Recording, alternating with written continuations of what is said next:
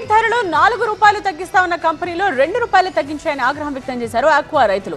ఇలాగైతే ఆందోళనలు ఉధృతం చేస్తామన్నారు. క్రాప్ హాలిడే ప్రకటిస్తామన్నారు. మరోవైపు ఆక్వా రైతులకు ఇచ్చిన మాట ప్రకారం ₹4 తగ్గించేలా కృషి చేస్తామని ప్రభుత్వం హామీ ఇస్తోంది.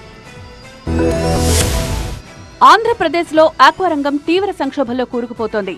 రొయ్యల మేత ధరల తగ్గింపు విషయంలో ప్రభుత్వం చేసిన ప్రకటనలు, క్షేత్రస్థాయిలో కంపెనీల నిర్ణయాల మధ్య భారీ వ్యత్యాసం ఉండడంతో ఆక్వా రైతులు తీవ్ర నిరాశకు గురవుతున్నారు. కిలోకు ₹4 తగ్గిస్తామని ప్రభుత్వం ప్రకటిస్తే కంపెనీలు ₹2 తగ్గించాయన్నారు. ఫీడ్ కంపెనీల తీరుపై రైతులు తీవ్రంగా మండిపడుతున్నారు.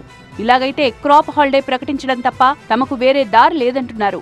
ఆక్వా ఫీడ్ ధరలపై మరోసారి ప్రభుత్వంతో చర్చలు జరుపుతామన్నారు రాష్ట్ర ఆక్వా రైతు సంఘం అధ్యక్షుడు భగవాన్ రాజు.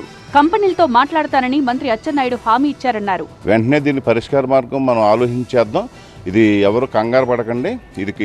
దీని మీద నేను సమీక్ష చేసి నేను ఒక నిర్ణయం తీసుకుంటానని చెప్పి తెలియజేశారు. ఆక్వా రైతులకు ప్రభుత్వం ఇచ్చిన హామీలను అమలు చేస్తామన్నారు మంత్రి అచ్చెన్నాయుడు.